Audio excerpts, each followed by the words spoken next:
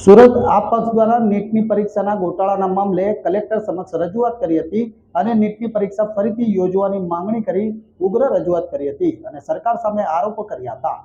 આપ પ્રદેશ મહામંત્રી રાકેશ હિરપરાની આગેવાનીમાં વાલીઓ, વિદ્યાર્થી અને આપ નગરસેવકોએ નીટ પરીક્ષાના ગોટાળાના મામલે કલેક્ટરને આવેદનપત્ર પાઠવ્યું હતું અને નીટ પરીક્ષાના દોષિતો પર પગલાં લેવા સાથે નીટ પરીક્ષા ફરીથી યોજવાની માંગણી કરી હતી। સરકારી કોલેજમાં એડમિશન મેળવવા માટે વિદ્યાર્થીઓ રાત દિવસ તનતોડ મહેનત કરે છે અને વાલીઓ કોચિંગ સેન્ટરોમાં મસ્ત મોટી ફી ભરે છે। અત્યાર સુધીમાં સરકારી ભરતીની પરીક્ષાઓના ગોટાળાઓ સામે આવતા હતા। હવે તો નીટ યુજી જેવી પરીક્ષામાં પણ ગોટાળાઓ થાય છે। આ બાબતને અતિ ગંભીર ગણાવી હતી। જે દિવસે પરીક્ષા હતી એ જ દિવસે બિહારમાં નીટનું પેપર લીક થયું હતું, જેમાં ગેરરીતિ કરનારાઓની ધરપકડ કરાઈ હતી।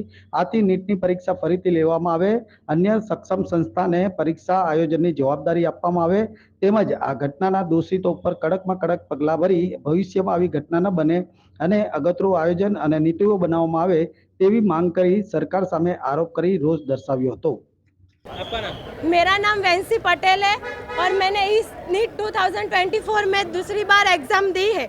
लास्ट ईयर मैंने जब एग्ज़ाम दी थी तब मेरा जो अभी इस बार मार्क्स आए 487 में, उसमें 2,28,000वां रैंक है मेरा और लास्ट ईयर तब 1,15,000वां रैंक था। तो इतना डिफरेंट कैसे आ सकता है? कैसे सब बीच में घुस गए? पेपर लीक हुआ है, ग्रेस मार्क्स दिया है, एनटीए क्या कर रही है, अपनी सरकार क्या कर रही है? आप जवाब दो, हमें जवाब चाहिए। आपने कैसे ग्रेस मार्क्स दिया, कैसे पेपर लीक हुआ, आपकी सिक्योरिटी क्या कर रही है?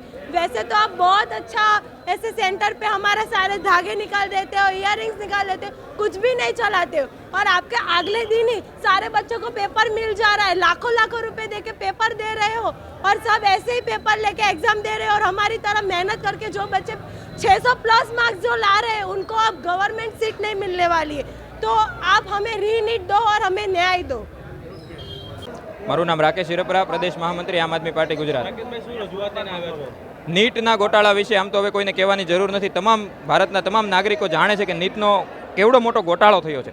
વસ્તુ એમ છે કે અત્યાર સુધી ભરતી પરીક્ષાઓમાં પેપર લીક થતા હતા અને ગોટાળાઓ થતા હતા ત્યાં સુધી તો ઠીક હતું, પણ જે પરીક્ષામાં ભારતના 23 લાખ બાળકોનું ભવિષ્ય જોડાયેલું છે સીધી રીતે અને એ 23 લાખ બાળકોના પરિવારનું ભવિષ્ય જોડાયેલું છે, એવી નીટની પરીક્ષામાં ગોટાળો થયો છે।